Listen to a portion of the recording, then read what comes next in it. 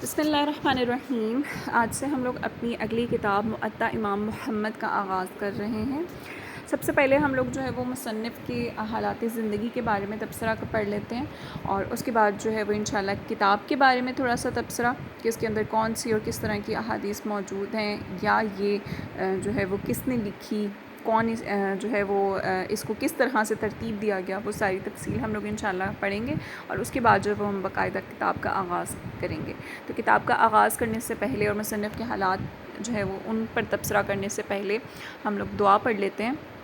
بسم اللہ الرحمن الرحیم۔ رب اشرح لی صدری ویسر لی امری واحلل عقدۃ من لسانی یفقہوا قولی رب زدنا علما رب زدنا علما رب زدنا علما وعملا صالحا۔ جیسے امام محمد بن حسن رحمۃ اللہ علیہ جو ہے مؤطا امام محمد جو ہے وہ جن کی تالیف میں سے ایک کتاب جو ہے وہ شمار کی جاتی ہے۔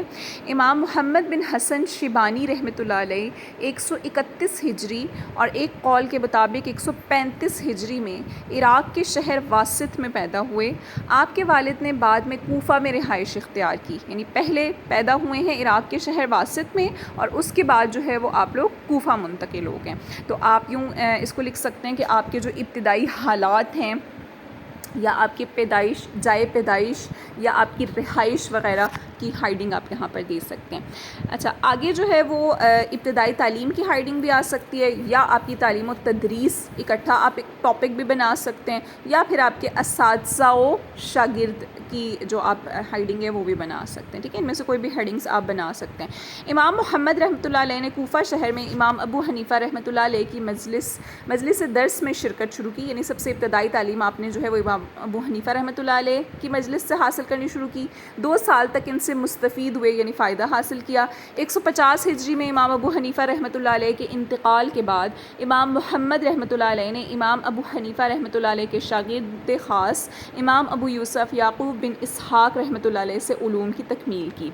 بعد میں آپ مدینہ منورہ چلے گئے، اور وہاں کے جلیل القدر امام ابو عبداللہ مالک بن انس رحمۃ اللہ علیہ سے علم حدیث و فقہ میں استفادہ کیا۔ کم و بیش 3 برس تک امام مالک رحمۃ اللہ علیہ سے استفادہ کرنے کے بعد آپ واپس کوفہ تشریف لے آئے اور تعلیم و تدریس کے سلسلے کا آغاز کیا۔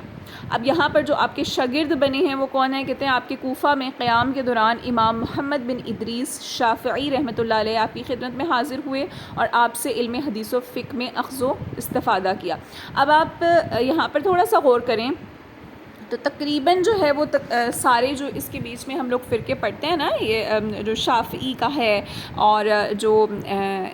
حنفیہ ہے، مالکیہ ہے، وہ سارے کے سارے یہاں پر جو ہیں وہ ذکر کر دیے گئے ہیں کہ امام ابو حنیفہ سے بھی انہوں نے تعلیم حاصل کی ہے، امام مالک سے بھی کی ہے، امام شافعی ان کے شاگرد رہے ہیں۔ تو یہاں سے بھی اس بات کا اندازہ ہو جاتا ہے کہ یہ ان کے درمیان جو اختلاف پائے جاتے ہیں نا، وہ فروعی مسائل میں، فقہی مسائل میں تھوڑا بہت اختلاف جو ہے وہ موجود ہے، ورنہ جو مین ان کی بنیاد ہے تعلیم کی وہ ساروں کی سب کی ایک ہی ہے۔ اب امام محمد رحمۃ اللہ علیہ نے کچھ عرصے قاضی کے فرائض بھی سر انجام دیے۔ اب آگے جو آپ کی جائے وفات ہے، یا آپ کی وفات، یا آپ کے آخری ایام، آپ ان کا تذکرہ بھی لکھ سکتے ہیں۔ خلیفہ ہارون الرشید کے عہد خلافت میں 189 ہجری میں ایران کے شہر رے، یعنی پہلے جو ایران کا ایک شہر اس کا نام تھا رے، جس کو اب تہران کہا جاتا ہے، اس لیے یہاں لکھا ہوا ہے موجودہ تہران، یعنی پہلے اس کا نام رے ہوتا تھا، اب اس کا نام تہران رکھ دیا گیا۔ تو اس کے قریب ایک گاؤں میں آپ کا انتقال ہوا۔ اسی سفر کے دوران اسی گاؤں میں علم نحو کے مشہور امام کسائی رحمۃ اللہ علیہ کا بھی انتقال ہوا۔ اب یہاں پر جو ہے وہ مصنف کے حالات بہت ہی ذرا شارٹ سے کر کے دیے ہوئے ہیں۔